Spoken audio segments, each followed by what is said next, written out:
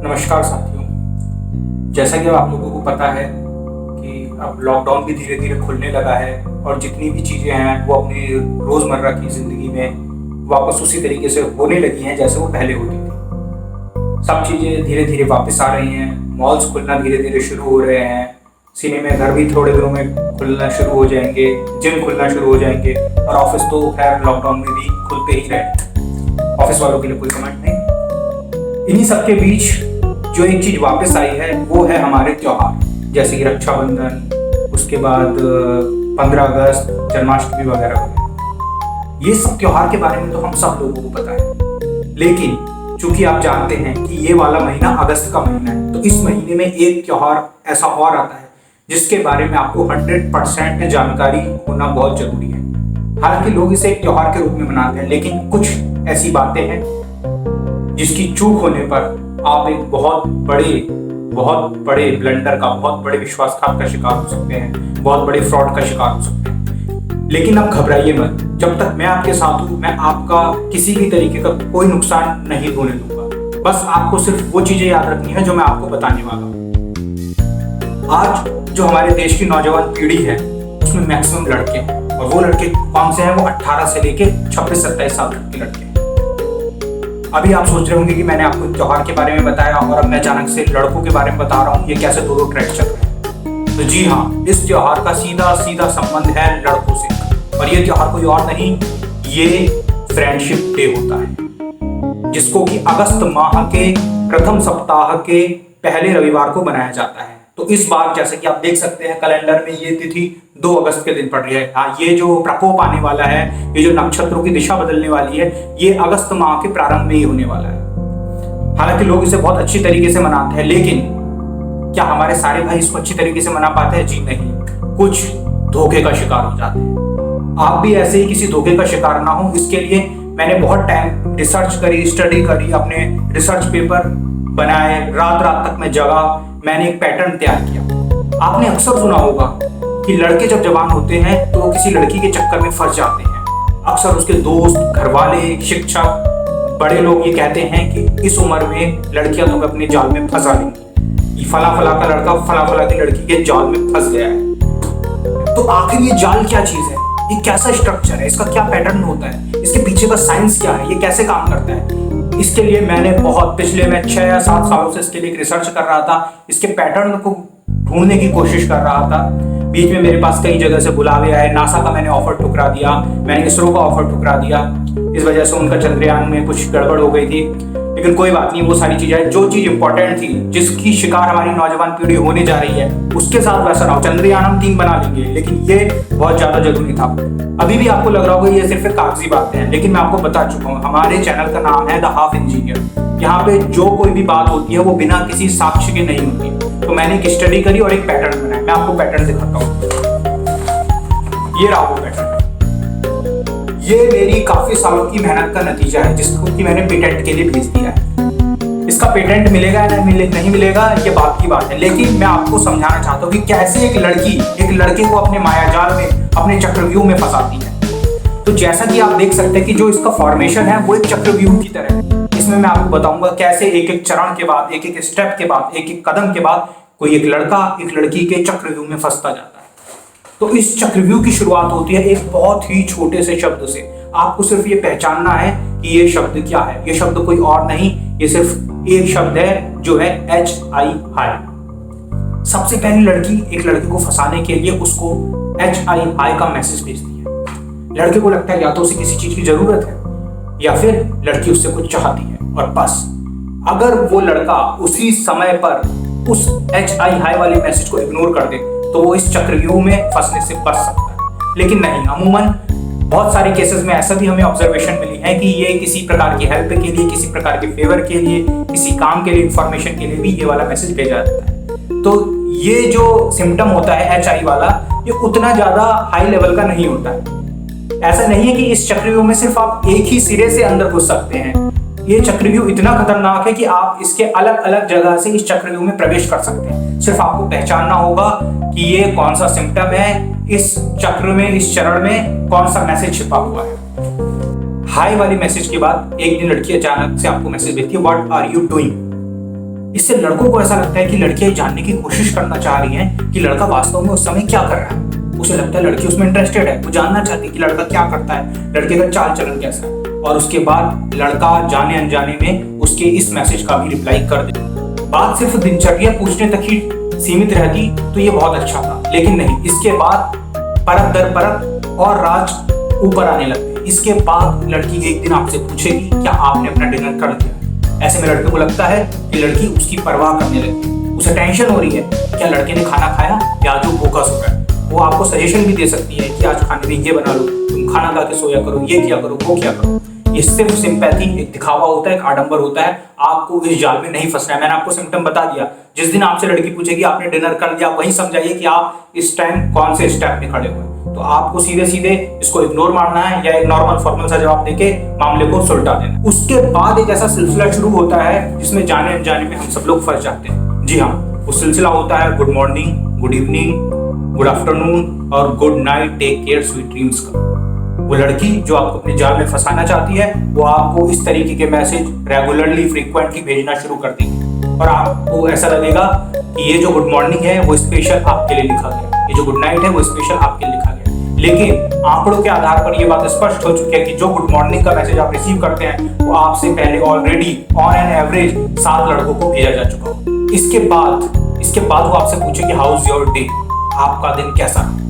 एक ऐसा सवाल है जो उम्र बढ़ने के साथ साथ ना आपके मम्मी, ना आपके पापा, ना आपके दोस्त, ना आपकी भाई, ना आपकी बहन, ये कोई नहीं पूछता। ऐसे में जब एक लड़की अचानक से पूछती है कि आपका दिन कैसा रहा तो आपका हृदय द्रवीभूत हो जाता है, आप पिघल जाते हो। आपको लगता है वाह, लड़की को आपकी कितनी परवाह है और आप उसे बताना शुरू कर देते हो। उसके बाद एक कुचक्र शुरू होता है, वो होता है चैटिंग का। अमूमन इस स्टेज में आके लड़के की लड़की से 30 से 40 मिनट की चैटिंग होने लगती है और लड़के को ऐसा लगता है कि लड़की अब उसे बहुत अच्छा दोस्त मानने लग गई। उनकी चैटिंग के बाद जो अगला स्टेप आता है वो आता है कॉल का। याद रखिए, अगर आपको लड़की द्वारा की गई पहली कॉल 10 से लेकर 15 मिनट तक की हो तो ये क्लियर सिम्टम है। ये क्लियर सिम्टम है कि अब आप चक्रव्यूह में फंसने वाले हैं। लेकिन अगर आप इस कदम पर भी सचेत हो जाएंगे तो आप उस चक्रव्यूह में फंसने से बच सकते हैं। जब ये चैटिंग का सिलसिला चल रहा होगा तो एक दिन आप अचानक से नोट करेंगे कि चैटिंग में अभी तक जो आपको हाय, हेलो, हे ये सब लिख के भेज रही थी, अचानक से आपको एक दिन हाय बेबी लिख के भेजेगी। बेबी एक ऐसा वर्ड है जिसने कई लोगों की जिंदगी उजाड़ दी है, लोगों की मानसिक स्थिरता को भंग कर चुका है। तो जैसे ही आप बेबी शब्द सुने आप समझ जाए आप वहां से वापसी का रास्ता ले लें, लेकिन इस जाल में आगे ना फंसे। बेबी के बाद भी कुछ इसी तरीके से मिलते जुलते स्टेप होते हैं जो अलग अलग जगहों पर अलग अलग ऑब्जर्वेशन में आए हैं, जैसे हाय हैंडसम, हाय हीरो, क्या कर रहा है। इस तरीके के मैसेज भी इसके ऑल्टरनेट में अवेलेबल है मार्केट में, जिसके जरिए भी आप लोगों को इस मायाजाल में फंसाया जा सकता है। इन सब स्टेप को पार करने के बाद जो इसकी अगला स्टेज आता है वो ये है कि एक दिन वो मैसेज में या कॉल में या दोनों में से किसी भी एक संचार के माध्यम के द्वारा वो आपसे पूछेगी कि तुम संडे को क्या करते हो। इसमें लड़के को बहुत बड़ी अपॉर्चुनिटी लगती है। उसे लगता है कि ये लड़की वास्तव में उसमें इंटरेस्टेड है, लेकिन वो लड़का इस संडे के प्लानिंग के पीछे छुपी हुई साजिश को कभी समझ नहीं पाता है। लड़का ताव में आके बोल देता है मैं संडे को फ्री हूँ, और अगर लड़के के पास 20 काम भी होंगे तो 20 काम को टालने के बाद लड़की के लिए वक्त निकाल लेता है। ऐसे ही संडे की प्लानिंग करते करते वो आपसे मूवी के लिए पूछेगी और आप ही अपनी और उसकी मूवी के 2 टिकट बुक कराएंगे। वो लड़का जो पेन ड्राइव में जाकर अपने दोस्तों से मूवी लाता है, जो एक टॉरेंट वेबसाइट से मूवी डाउनलोड करता है, ऐसा लड़का भी इस कुचक्र में फंसकर अपना मानसिक संतुलन खो देता है और उस लड़की के साथ पॉपकॉर्न का खर्चा उठाते हुए, पेट्रोल का खर्चा उठाते हुए, टिकट्स का खर्चा उठाते हुए उसको मूवी थिएटर में ले जाता है। मूवी देखने के बाद लड़की का एक रिएक्शन आता है कि I am blessed to have a friend like you. ये एक स्टेटमेंट नहीं है, ये एक मंत्र है। ये मंत्र है वशीकरण का मंत्र है, क्योंकि ये स्टेटमेंट सुनने के बाद लड़का हिप्नोटाइज हो जाता है, लड़का सम्मोहित हो जाता है। उसे दुनिया रंगीन लगने लगती है, दुनिया हसीन लगने लगती है, वो खुद को हीरो समझने लगता है। उसके बाद जो ताबूत में अगली कील ठोकी जाती है वो ठोकी जाती है एफबी की स्टोरीज के जरिए, इंस्टाग्राम की स्टोरी के जरिए, कोई एफबी पोस्ट के जरिए या व्हाट्सएप स्टेटस के जरिए। वो एक व्हाट्सएप का स्टेटस लगाएगी और उसमें आपको टैग कर देगी, आपको मेंशन कर देगी, जिससे कि आपको लगेगा कि अब जो आप दोनों का आपसी संबंध है ये इसको पब्लिक करने वाले है, यानी कि समाज के सामने पेश करने वाली है कि अब मैंने इस लड़के को दिल से अपना प्रेमी स्वीकार कर लिया है। लेकिन इसके पीछे की छुपी हुई राजनीति भी आप नहीं समझ पाते, ऐसा क्यों किया जाता है। लेकिन बहरहाल आपको सिर्फ ये स्टेप पहचानना है कि यदि आप किसी स्टोरी, किसी फेसबुक स्टेटस, किसी एफबी की स्टोरी में टैग हुए हैं या मेंशन हुए हैं, तो आप वहीं पर संभल जाइए, सचेत हो जाइए, काउंसलर से जाके मिलिए, अपने दोस्तों से जाके मिलिए, रिसर्च कीजिए और अपने आप को इस चक्रव्यूह से बाहर निकालिए, क्योंकि इस स्टेप के बाद इस चक्रव्यूह से बाहर निकलने का कोई रास्ता नहीं होता है। यहाँ से आपके वापस जाने के सारे रास्ते बंद हो जाते हैं। इसके बाद जब आपको लगने लगता है कि लड़की अब आपके प्रति आकर्षित हो चुकी है, आप लड़की के प्रति ऑलरेडी आकर्षित हो चुके होते हैं, अब आपका जो रिश्ता है वो पब्लिक के सामने आने वाला है, वो समाज के सामने आने वाला होता है, ऐसे में ही एक स्टेप आता है जब आप उसको कॉल करते हैं और उसका फोन बिजी आता है। आप उसे मैसेज करते हैं लेकिन आपके मैसेज का ढंग से रिप्लाई नहीं आता, और यहाँ से शुरुआत होती है असली मायाजाल की, चक्रव्यूह के वास्तविक स्वरूप की। आपको कोई ना कोई चीज अंदर ही अंदर खाने लगती है, आपको अंदर ही अंदर घुटन होने लगती है, और ऐसे में ही एक रोज जिस दिन अमूमन बारिश का मौसम होता है या जिस दिन ज्यादा ठंड होती है, हवा में खुश्की होती है,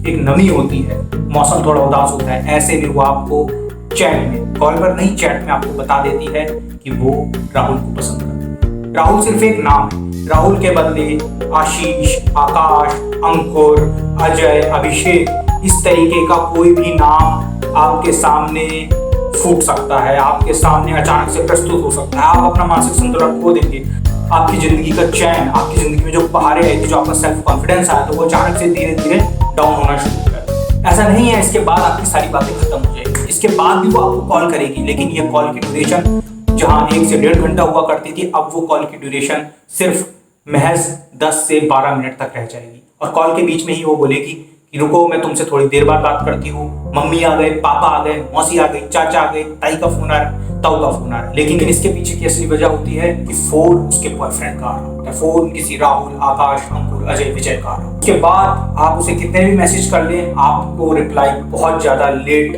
आने लगेगी।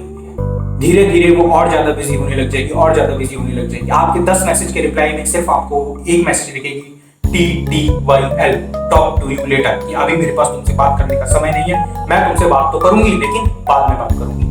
और इन सब के बाद एक दिन वो अचानक से बोल देती है कि यू हैव चेंज्ड, यानी कि तुम बदल गए। बदला कौन है ये उसे भी पता है, लेकिन वो इस चीज को कभी स्वीकार नहीं करेगी, क्योंकि आप जानते हैं वो स्त्री है, वो कुछ भी कर सकती है।